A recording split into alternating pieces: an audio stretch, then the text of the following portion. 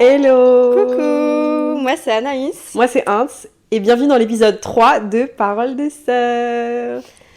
On est toujours contente de filmer ce nouveau podcast encore une fois.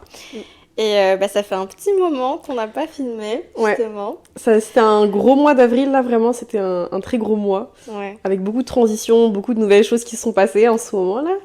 Puis ça tombe bien en vrai parce que ça coïncide vraiment avec le thème dont on veut parler aujourd'hui. C'est vraiment ça qui nous a inspirés d'une part. Et ça tombe à pic parce que aujourd'hui on va vous parler de la zone de confort. Vraiment. Ça va être un sujet super intéressant. Et on espère que ça va pouvoir aider certains d'entre vous. Et nous aider aussi nous-mêmes. Et puis qu'à la fin de cet épisode, on puisse passer à l'action en fait et qu'on puisse sortir enfin de notre zone de confort. Je pense que c'est tellement important de pouvoir faire ça. Puis justement pour illustrer ce thème-là, on voulait vraiment s'inspirer en fait d'une histoire dans la Bible. Je pense que vous devez la connaître, sûrement elle est quand même assez connue. Puis c'est la guérison d'un paralytique, donc dans Marc 2. Oui, puis vraiment, c'est vraiment une histoire qui est hyper inspirante parce que ça nous montre comment sortir de notre zone de confort et aussi pourquoi. Et je pense que ça peut vraiment nous aider à ouvrir les yeux puis nous donner un peu de la force, je pense. Et c'est pour ça qu'on veut en parler aujourd'hui. Vraiment, puis comme dans cette histoire, on voit vraiment en fait le paralytique qui va passer par plusieurs étapes avant d'arriver à sa guérison. Donc on va plus en parler là pendant l'épisode. Mais c'est vraiment, je pense que c'est vraiment une belle histoire qui est vraiment hyper inspirante et qui va vraiment... En fait, c'est très imagé, donc ça va vraiment nous aider à visualiser en fait tout ça. Du coup, pourquoi on vous parle d'un paralytique aujourd'hui ? Parce que je pense que quand on est dans sa zone de confort, on est un peu paralysé. On est un peu coincé dans une saison ou dans un moment, tu vois, on n'arrive pas à vraiment bouger. Je pense que c'est pour ça que le paralytique peut vraiment, vraiment nous parler. Donc, je vais commencer déjà à lire un peu les premiers versets pour déjà vous mettre un peu en contexte. Donc, quelques jours après, Jésus revint à Capernaüm. On apprit qu'il était à la maison. Et un si grand nombre de personnes se rassemblèrent qu'il n'y avait plus de place. Pas même devant la porte. Il leur annonçait la parole. Puis dans ce moment-là, en fait, c'est comme, tu vois le paralytique qui est vraiment en fait au bout de la foule et qui a comme but d'aller vers Jésus. Et on voit qu'en fait, il y a une foule énorme de personnes, il y a tellement de monde qui sont devant lui. Et je pense que ça me rappelle tellement en fait les situations dans lesquelles on est. Tu vois, on peut être paralysé à un endroit et on voit le but, tu vois, dans le sens où lui, il voulait atteindre Jésus, mais il y avait tellement de monde devant lui. Des gens qui étaient devant la porte, donc ils pouvaient absolument pas passer. Surtout qu'un paralytique, c'est un gros brancard, ça prend de la place dans ce temps-là. Là. Puis ça nous montre vraiment à quel point, avant d'arriver justement hors de la zone de confort, il y aura des obstacles. Exactement. Puis moi, je trouve que ça fait vraiment penser au fait qu'il y a des moments où on sait qu'on doit aller quelque part, on sait qu'on doit faire quelque chose. Puis, il y a tellement de choses qui nous font peur. Des fois, ça peut être comme... là, on parle de foule. Des fois, c'est le regard des gens. Des fois, ça peut être aussi le jugement, le fait qu'on ait peur qu'on parle de nous, si on fait telle ou telle chose. Ça peut être aussi... on peut se décourager face à la frayeur, face à tellement de choses comme ça. Et des fois, ça peut être vraiment un obstacle pour nous. Et nous arrêter, en fait, dans là où on veut aller. C'est vrai, puis moi, comme quand je vois la foule aussi, je me dis, souvent quand je veux aller quelque part, je me dis, il y a tellement de monde qui sont déjà devant moi, il y a tellement de monde qui ont déjà fait cette chose-là, ils sont tellement mieux que moi, ils sont tellement meilleurs que moi. Puis ça fait que je reste paralysée en fait dans mon endroit et j'ose même pas avancer. Et je pense que ça peut vraiment nous handicaper. Ça me fait penser juste, tu vois, par exemple, même quand les gens font des choses, par exemple... tu vois sur Instagram des photos où c'est très beau les photos, etc. Par exemple, un viewpoint, tu vois. Ouais. Un viewpoint, la vue est magnifique et tout, mais on voit pas vraiment c'est quoi le chemin que la personne a fait pour arriver à ce viewpoint-là, tu vois. Et souvent, on idéalise beaucoup le viewpoint, donc on veut arriver à avoir la belle vue, mais on n'est pas prêt à faire la randonnée, tu vois. On n'est pas prêt à faire les efforts pour monter jusqu'à la belle vue. Et très souvent, c'est comme ça. En tout cas, moi, personnellement, dans ma vie, là, c'est comme, j'ai tellement de projets, j'ai tellement de, je vais faire ci, je vais faire ça. Mais dès que je vois aux finances en mode, ok, il manque ces finances-là. J'ai peur que ces personnes disent ces choses sur moi. Il y a déjà cette personne qui l'a fait, donc elle le fait sûrement mieux que moi, pourquoi je le ferais, tu vois. Et ça nous handicape tellement. Vraiment. En fait, en face de nous, on voit vraiment notre but, mais il y a tellement, cette chose-là qui fait que on a juste peur de franchir le pas, on a juste peur d'atteindre ça, on a juste peur de passer outre. Et c'est vraiment comme le paralytique, il voit Jésus, mais il voit la foule devant lui, puis il est juste figé, il est là. Vraiment. Et c'est vraiment nous, dans le quotidien, en fait, face à toutes les choses qu'on aimerait atteindre, qu'on aimerait accomplir, et je pense que c'est vraiment un bon exemple. Et vraiment aussi pour dire qu'il y a des moments où on reste dans notre situation, on pense qu'on est seul et on pense qu'on doit faire les choses par nous-mêmes. Et on oublie que finalement, on a un entourage, on a sûrement des personnes qui peuvent là pour nous épauler, pour nous aider. Et qu'on peut demander de l'aide, en fait. Et c'est super important, je trouve, d'avoir un entourage. Vraiment. Et c'est vraiment la suite. Puis, ce qu'on voit, en fait, à la suite, donc au verset après, c'est « On vint lui amener un paralysé, porté par 4 hommes. » Puis là, en fait, on voit que, du coup, le paralytique, dans le temps, c'est vraiment un brancard, c'est comme un gros lit, là, hyper imposant. Puis il y avait 4 hommes qui étaient là à le porter. Et je pense qu'en fait, le paralysé, il peut pas bouger, là. Donc, sans ça... il pourrait pas en fait atteindre son objectif. Je pense que c'est tellement important, tu vois, d'avoir un système de support, un environnement, des gens qui te tirent vers le haut. Et très souvent, c'est vrai que c'est pas toujours facile pour tout le monde, etc. Mais je pense que on devient les personnes avec qui on traîne aussi, tu vois. C'est tellement important de s'entourer des personnes qui vont te pousser dans tes objectifs, qui vont te pousser vers là où tu veux aller. Et sans ces 4 hommes-là, le paralytique n'aurait jamais vraiment atteint son but. Exact. Et c'est sûr qu'il y a des personnes, peut-être que vous savez pas vers qui vous tournez, etc. Même nous, on est là pour ça. Peut-être qu'on est derrière l'écran, etc. Mais on peut vous répondre, on est là pour vous aussi. Et c'est vrai que c'est vraiment important d'avoir un support, d'avoir soit des mentors, ça peut être des amis proches, ça peut être des personnes qu'on connaît à peine, mais qu'on sait qu'ils peuvent nous écouter. Ça peut être nos parents, ça peut être n'importe qui, mais vraiment en parler et demander des avis, demander de l'aide à des gens. Ça peut vraiment aider et ça peut vraiment nous aider à se sentir plus confortable et à se sentir plus en confiance pour faire telle ou telle chose. Non, c'est vrai. Puis je pense que ça te prend des gens qui t'emmènent de A à B, tu vois. Ça prend du monde.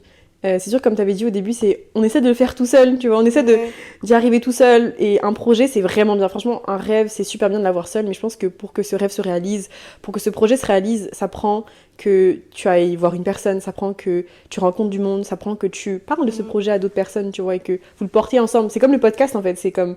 Je pense que on n'aurait jamais vraiment fait le pas si on était seul, et le fait qu'on soit à 2 à se dire, ok, on y va, on se pousse, je pense que ça nous a vraiment comme aidé à commencer à sortir de la zone de confort. Exactement, mais en fait, pour appuyer sur ce que tu dis par rapport au podcast, ça reflète vraiment notre situation, en fait. C'est comme, moi, je suis quelqu'un qui n'aime pas m'afficher sur les réseaux sociaux, des choses comme ça.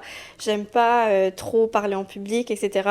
Et vraiment, là, le fait de parler, de faire un podcast, de même se filmer, c'est vraiment sortir de sa zone de confort pour moi. Et ça prouve vraiment que l'entourage, ça peut vraiment nous aider à... comme toi, c'est grâce à toi que du coup, moi, je parle, que je suis là. Parce que sans ça, je l'aurais jamais fait. Si on n'était pas 2, je l'aurais jamais fait. Et c'est vraiment un super bon exemple et ça tombe vraiment au bon moment. Mais c'est vrai, puis moi, inversement aussi, je pense que, comme on avait dit, on est tellement opposés, on est tellement différentes, mais comme chacune s'apporte vraiment... ce qu'on s'apporte là. Puis moi, c'est vraiment comme, je suis vraiment beaucoup dans le rush, dans le ok, je fais.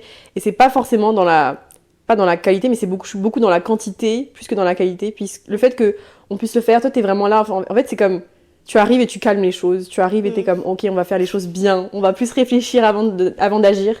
Et je pense que c'est comme, on se complète vraiment très très bien par rapport à ça. Et c'est parfait en fait. Et ça montre vraiment, comme tu dis, c'est que ça prend un entourage. Et peut-être que toi, tu peux apporter une chose à quelqu'un et la personne peut t'apporter quelque chose. Je pense que c'est jamais juste du donnant, c'est toujours du donnant-donnant. Et c'est vraiment tellement important de se rendre compte de ça. Puis ça, je pense que c'est tellement important, comme tu as dit, de s'entourer, d'être vraiment entouré de personnes qui te portent. Et on a beau avoir des rêves, on a beau avoir des gens qui nous portent, qui sont là avec nous, mais je pense que l'important aussi, c'est de faire un pas de foi. Puis dans l'histoire, en fait, on voit comment le paralytique et ses amis vont faire un pas de foi. Donc je vais juste lire le verset. « Comme ils ne pouvaient pas l'aborder à cause de la foule, ils découvrirent le toit au-dessus de l'endroit où il se tenait et descendirent par cette ouverture le brancard sur lequel le paralysé était couché. Donc là, en fait, on voit à quel point ses amis et le paralytique vont faire un pas de foi, ils vont passer à l'action, en fait. C'est comme les voyages entre amis, tu vois. Les voyages entre amis qui ne quittent jamais le groupe chat. Ouais. Ça, c'est vraiment l'exemple parfait. C'est-à-dire que tu peux être entouré, tu as des rêves, mais est-ce que ça va se réaliser? Donc je pense qu'il y a un pas de foi à faire de l'autre côté, tu vois, aussi. Exact. Faut apprendre à saisir les opportunités, en fait, je pense. Quand on voit que on a une opportunité, c'est tellement facile à dire. Dit comme ça, c'est comme si c'était hyper facile. Mais des fois, c'est des petites opportunités. Quand on dit opportunité, ça ne veut pas forcément dire un énorme truc. Ça peut juste être dire bonjour à quelqu'un, je sais pas. Et juste cette opportunité-là, de pouvoir le faire, ben, c'est déjà un pas. C'est déjà quelque chose qui va nous faire avancer vers notre but. Et des fois, ces choses, elles peuvent pas forcément venir à nous toutes seules. C'est à nous d'y aller et pas à ces choses-là de venir à nous. C'est vrai, puis c'est comme le paralytique, il aurait pu se dire « Ah, il y a trop de gens, vas-y, je rentre chez moi, genre la prochaine fois quand Jésus sera là. » Mais le fait qu'ils se disent « Ok, non, j'y vais aujourd'hui. » Puis comme tu as dit, je pense que c'est tellement important de préparer en fait le chemin pour Dieu. C'est comme comment tu veux gagner au loto si tu prends jamais de billets de loto. Tu vois, souvent on est comme « Ah, le jour où je gagnerai au loto, mais j'ai jamais acheté de billets de loto, tu vois ce que je veux dire. » Et souvent, on veut les résultats, mais on n'est même pas prêt à prendre son ticket. On n'est même pas prêt à passer à l'action, tu vois. Et comme tu as dit aussi, je pense que ils ont pris un chemin différent aussi. Donc comme ils disent, en fait, ils sont passés par le toit. Donc ils ont contourné la foule et ils sont passés par le toit. Donc ils ont grimpé sur le toit de la maison. Et je pense que prendre un chemin différent, des fois, c'est bien. Parce que ça t'amène à des résultats différents de tout le monde, en fait. Ouais, c'est ce que tu dis, ça fait vraiment penser à One Day ou Day One. Genre. Ah ouais, c'est vraiment fais ton choix.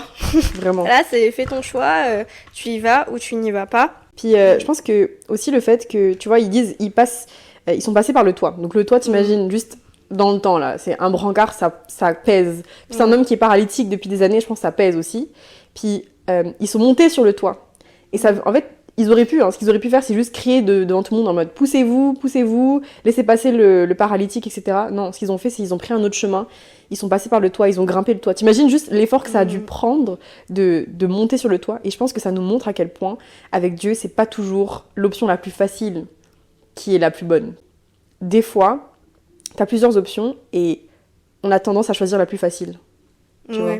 Alors que des fois, la meilleure option, c'est celle qui est difficile, celle qui est dure, elle prend de l'effort, elle prend du sacrifice. T'imagines, juste porter une personne sur un toit, c'est quand même assez physique, là. Et aussi, il y a des moments où on attend trop, on attend d'être prêt, on attend... Si on prend l'exemple du paralytique et de ses amis, s'ils attendaient que tout le monde parte et que ce soit le bon moment pour eux, est-ce qu'il y aurait eu un beau moment? Ouais, non. Je pense pas.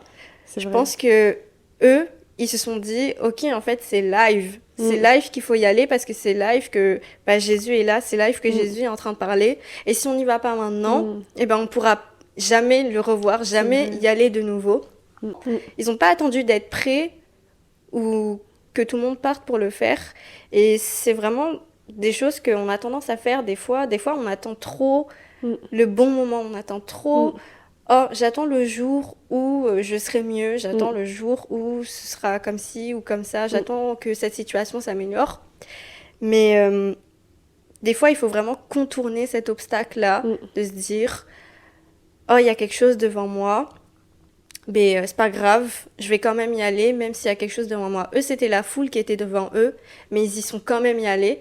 Et nous, la foule, ça peut représenter d'autres obstacles de la vie. Je sais pas, ça dépend vraiment de chaque personne, ça dépend de chaque situation. Et je pense aussi comme ils n'ont pas attendu, et ce qui est beau dans le fait qu'ils n'aient pas attendu, c'est qu'ils croyaient et ils savaient qu'ils avaient besoin de Jésus. Ils savaient que Jésus allait le guérir. Et on le voit en fait dans le verset d'après. Voyant leur foi, Jésus dit aux paralysés, mon enfant, tes péchés te sont pardonnés. C'est juste, retenez le voyant leur foi. Et je pense que pour passer à l'action aussi, ça prend de la foi. Ça prend le fait que tu crois que ça va marcher, que tu crois que ça va réussir. Parce que t'imagines ils auraient jamais fait tous ces efforts, ils seraient jamais passés par le toit s'ils pensaient pas que Jésus allait le guérir. S'ils pensaient pas que ça allait en vouloir la peine. Et des fois, on manque beaucoup, beaucoup de foi. C'est-à-dire que des fois, tu te dis, mais pourquoi j'arrive pas à faire ce pas? Pourquoi j'arrive pas à m'engager? C'est parce que je pense qu'on manque tellement de foi. Et c'est comme Jésus nous le dit, Dieu nous le dit vraiment, c'est dans le sens où il faut croire ce que l'on demande. Et c'est comme dans Marc 11, 23. « Je vous le dis en vérité, si quelqu'un dit à cette montagne, retire-toi de là et jette-toi dans la mer, s'il ne doute pas dans son cœur, mais croit que ce qu'il dit arrive, il le verra s'accomplir. » Et je pense que c'est tellement quelque chose, on manque vraiment de foi, on manque du fait que ça va marcher. Parce que des fois, t'es comme moi, c'est tellement ça. J'ai des projets et tout, mais je me dis, est-ce que Dieu va, je sais pas, est-ce que t'es sûr, hein, est-ce que ça va marcher, je suis pas sûre, etc. Et je crois même pas en mes propres projets. Et comment tu veux que ça marche si tu crois même pas que ça va marcher, si tu crois même pas que Dieu a sa main dedans? Ouais, mais ça reflète un peu la loi de l'attraction. La loi de l'attraction, c'est tiré de la Bible en soi. Et c'est vraiment, tout commence par croire. Si tu crois, t'es déjà sûr à je sais pas combien de pourcents que tu vas le recevoir. Tu sais déjà que c'est déjà un début en fait. Mais il faut vraiment croire qu'on est capable. Et vraiment, tout commence par là. Tout commence par... ça vient du cœur finalement. Et il faut avoir vraiment un cœur qui est disposé à recevoir. Si tu crois, c'est que tu es disposé à recevoir aussi. Vraiment. Puis je pense que, comme il dit dans le verset, c'est vraiment Jésus voit leur foi. Et je pense que Jésus voit les pas de foi qu'on fait. Je pense qu'il est tellement fier quand il voit, il se dit « Ok, elle y va, elle me fait confiance. » Et je pense que ça fait toute la différence parce que ça me fait penser en fait à l'histoire aussi d'une femme qui saignait. Donc pendant 12 ans, elle saignait, elle avait ses règles. Et à ce moment-là, c'était vraiment considéré comme très impur. Là, c'était comme vraiment grave. Et elle croyait tellement que Jésus allait la sauver qu'elle se disait « même si je touche un de ses vêtements, ça va me guérir d'un coup. » Puis un jour, en fait, elle croise Jésus, mais de loin. Enfin, il y avait vraiment une foule. Et elle court vers Jésus qui ne la voit pas. Et elle se jette, en fait, sur sa robe, en fait, et elle touche un de ses vêtements. Et d'un coup, en fait, elle est guérie. Et Jésus lui a dit « Ta foi t'a sauvée. » Je pense vraiment que ce qui nous sauve le plus, c'est notre foi. C'est le fait qu'elle ait cru, tu vois. Elle ait cru qu'elle allait être guérie. Elle a été persuadée qu'elle allait être guérie. Elle a été guérie. Et je pense que c'est tellement pas à négliger la foi et la confiance en Dieu. En fait, la foi, c'est vraiment la confiance en ce que tu ne vois pas. Et ce que tu ne comprends pas encore pour l'instant. C'est ça. Il faut vraiment croire, pas croire en nous, mais croire en lui. Croire que c'est possible de le faire. Mais c'est vraiment... Des fois, c'est vraiment pas forcément l'action qu'on va faire qui va nous aider à faire qu'on a franchi le pas. Mais c'est vraiment le fait d'avoir cru qu'on pouvait le faire qui nous a permis de le franchir finalement. Ah vraiment, c'est tellement vrai. On a beaucoup une responsabilité aussi dans ce que Dieu peut faire dans nos vies. Ça veut pas dire que parce que oui, t'as Dieu, tu fais rien, t'es assis sur ton canapé et puis t'attends qu'il fasse pour toi tout le travail. Je pense qu'on a vraiment une responsabilité par rapport à ça. On va juste passer au verset 11 de Marc. Donc, je te l'ordonne, dit-il au paralysé, donc c'est Jésus, lève-toi, prends ton brancard et retourne chez toi. En fait, ça montre vraiment que des fois, il faut se lever. Et quand il dit « prends ton brancard », c'est un peu comme s'il prenait comme son passé avec lui et que c'était finalement son passé devenait sa force. Puis là, je pense aussi, tu vois, le fait que Jésus lui dise « lève-toi et marche », donc « lève-toi, prends ton brancard », c'est tellement comme beau parce qu'en fait, Jésus lui dit un verbe d'action. Tu vois ce que je veux dire? C'est comme Jésus sait qu'il est capable de le faire. T'imagines, il a été paralysé, je sais pas, ils le disent pas là, mais ça doit être toute sa vie, il a dû être paralysé et Jésus lui dit « t'es capable, marche, lève-toi », tu vois. Et des fois, Jésus nous dit « lève-toi et marche ». Et des fois, on est comme « mais Jésus, attends, mais j'étais paralysée toute ma vie. Pourquoi tu veux que je me lève et je marche? Genre, il me faut des béquilles. Il me faut quelqu'un qui m'aide. » Jésus lui a dit « non, tu te lèves tout seul. Tu portes ton lit en plus, tu vois. » En fait, c'est plus tes épreuves qui te portent, c'est toi qui portes tes épreuves. Lui-même, il croit en toi, donc toi, crois en toi aussi. Et c'est vrai. Et c'est ça, donc levons-nous. C'est vrai. Et marche. Puis comme tu dis aussi, le fait que Jésus lui dise « prends ton brancard et rentre chez toi », c'est que Jésus sait l'importance de ce brancard, tu vois. Il sait c'est quoi l'histoire de ce brancard. Et je pense que Jésus connaît notre vécu, tu vois. Il sait ce qu'on a vécu. Il sait les épreuves qu'on a pu avoir. Au verset 12, ça dit « aussitôt, il se leva, prit son brancard et sortit devant tout le monde, de sorte qu'ils étaient tous très étonnés et célébraient la joie de Dieu en disant « nous n'avons jamais vu rien de pareil ». Puis je pense que c'est tellement beau le fait que... En fait, il y a ce mot-là. C'est vraiment le mot « aussitôt, il se leva ». Et je pense que là, ça fait toute la différence, tu vois. Puis le fait que ce paralytique-là, il y croyait tellement qu'il n'a même pas attendu une seconde. Aussitôt, il s'est levé. Et ça, je pense que c'est quelque chose qu'on ne fait pas beaucoup. Moi, en tout cas, je ne fais pas beaucoup. C'est on attend encore une fois. Ça revient au fait que tu attendes, en fait, toujours et tout le temps le bon moment. Faut pas attendre. En fait, les capacités, elles sont déjà là. Elles sont vraiment déjà là. Et il faut pas attendre de pouvoir le faire. Et ça représente aussi l'histoire par rapport à l'aigle que tu m'avais raconté. Comme quoi, un aigle, de base, ça ne sait pas voler. Et il faut lui apprendre à voler. Mais pour ça, il faut le laisser voler par lui-même. Tu vois, t'es dans le nid douillet, tu vois, t'es confortable quand t'es un bébé aigle, t'es bien dans ton nid, et puis le nid est vraiment comme perché, là. Donc, je pense à un moment donné, justement, ça c'est vraiment dans la nature, là, imaginez juste comment Dieu l'a imagé dans la nature, c'est le fait que un aigle, comme tu dis, ne sait pas voler de base, et il doit en fait se faire jeter du nid. En fait, ce que la mère fait, en fait, c'est la pousser, c'est-à-dire qu'elle prend ses bébés aigles sur son dos, elle va voler, et elle les lâche dans le vide. En fait, la maman les lâche dans le vide. Et ils tombent, du coup, ils paniquent, donc ils essayent un peu de voler, etc. Ils n'y arrivent pas, mais la mère, en fait, elle vient les récupérer, en fait. Elle les laisse pas tomber à terre, elle vient vraiment les récupérer avant qu'ils tombent, puis elle recommence, jusqu'à ce que l'aigle apprenne à voler. Et je pense que, comme tu dis, tu vois, le fait que si on saute pas dans le vide, là, si on attend toujours, imagine l'aigle attendait. Attends, maman, je suis pas prêt. Puis... Au final, ses frères et sœurs vont sortir du nid, et ils vont grandir, puis lui, il va se retrouver à pas savoir voler. Et t'imagines comment il va se nourrir, il pourra pas se nourrir, il va juste mourir sur place, en fait. Et comme tu dis, je pense que c'est tellement important, des fois, de se faire pousser, en fait, dans le vide. Juste d'y aller, de se dire, ok, lâche-moi dans le vide, puis avoir l'assurance aussi que, comme la maman aigle, Dieu ne va jamais te laisser tomber. Vraiment, il va jamais te laisser tomber à terre. Vraiment. Ouais, vraiment. Mais en fait, ça montre que l'aigle, en fait, il a les capacités parce que c'est un aigle. Il est fait pour ça. Il est fait pour voler. Et ses capacités sont déjà là.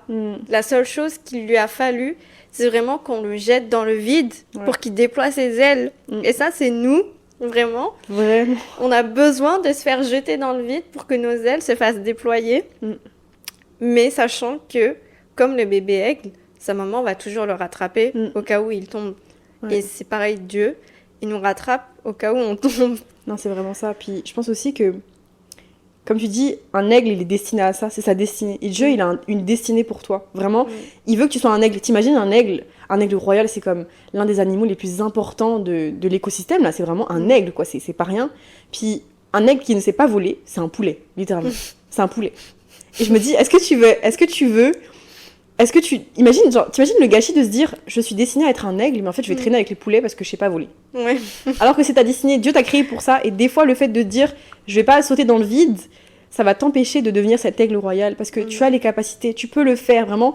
C'est écrit dans ton ADN, là, c'est dans ton ADN que tu es capable, et Jésus te dit que tu es capable, mais si tu sautes pas dans le vide, si tu n'apprends pas, si tu déploies pas tes ailes, tu deviens un poulet. Rien contre les poulets, hein, franchement, rien contre les poulets, mais c'est bon, voilà. Le poulet en plus. Mais oui, c'est ça, genre, il faut sauter, il faut accepter de sauter. Et il faut pas avoir peur de tomber, parce que on va toujours se faire rattraper. Je pense que ce qu'il nous faut, c'est une combinaison de tout ce que ce paralysique-là a fait, tu vois. Ouais, vraiment. Mais en fait, lui, c'est vraiment... Il savait que sa destinée, c'était de marcher. Il savait qu'il voulait marcher. Il croyait qu'il pouvait marcher. Et lui, il s'est dit, j'ai plein d'obstacles devant moi. Je suis même sur un brancard. Mais non, le gars, il s'est pas arrêté à ça. Il s'est dit, j'y vais. Il s'est donné tous les moyens. Ses amis l'ont aidé pour atteindre ce but-là. Il n'a pas été seul dans tout ça. Et vraiment, c'est nous, face au quotidien de la vie, on voit tellement de choses. On est submergé par plein de choses, par plein d'obstacles. On a peur, on fait de l'anxiété ou juste on a la flemme. Des fois, on a juste la flemme. Hein. Vraiment. Des fois, c'est pas forcément de la peur ou quoi. C'est juste, t'as la flemme, tu sais que ça peut t'apporter du bien. Je sais pas, je parle du sport par exemple. Moi, j'ai pris du temps. J'ai pris du temps à reprendre le sport. J'avais tellement la flemme jusqu'au jour où je me suis obligée à m'inscrire, par exemple. Je voyais tellement d'obstacles, par exemple, juste pour ça. J'étais comme, mon travail, l'argent, le travail, le ci, le ça. Mais quand tu sais que tu peux et que tu crois que tu peux, finalement, il y a tout qui découle. Et tu finis par atteindre ton but. Et justement, petite anecdote. Moi, un de mes obstacles, c'était de ne pas savoir qu'est-ce qui me convenait comme sport.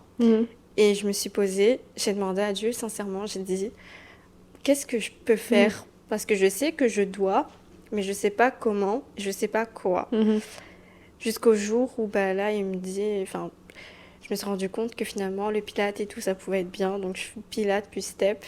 Et c'est vraiment, genre, le même exemple que le paralytique.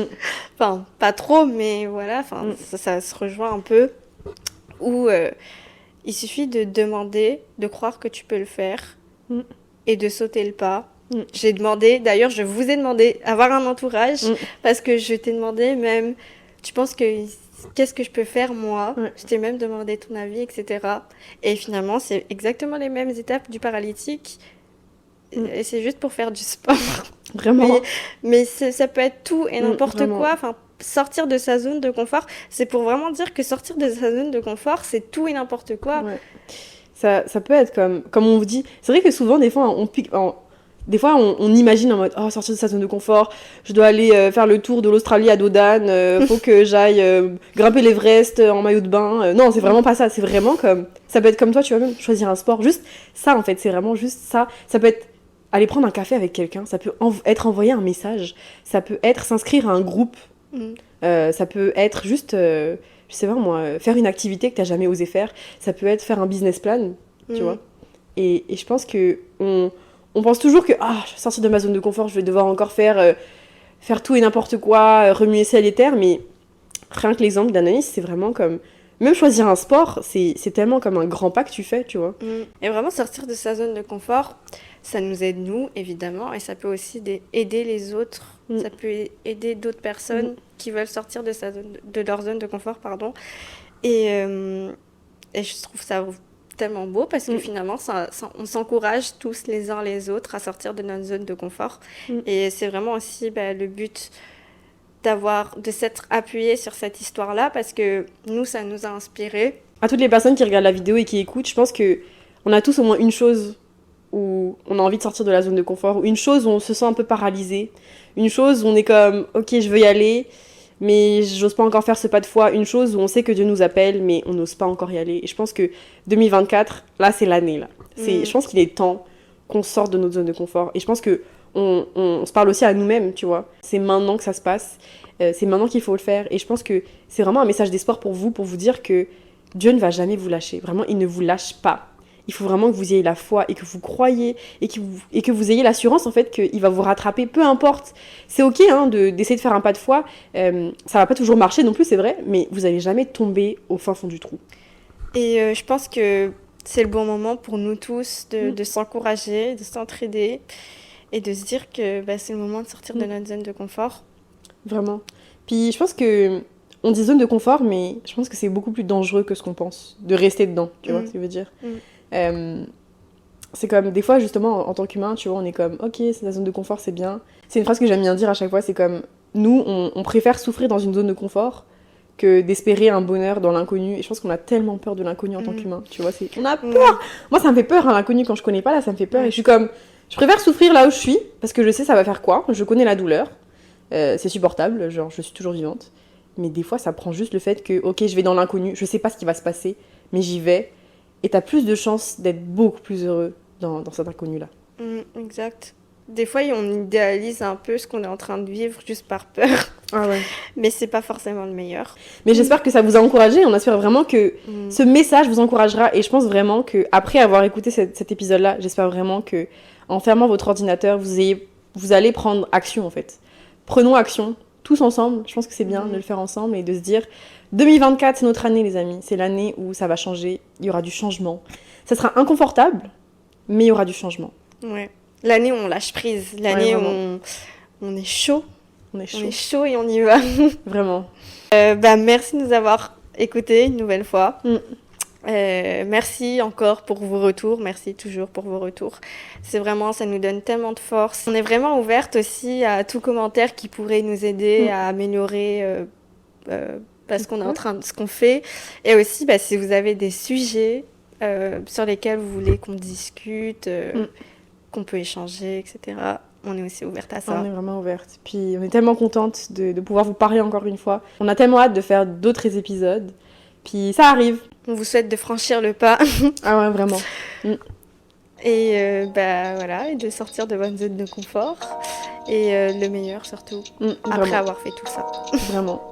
Bon, à la prochaine. Bye. Bye.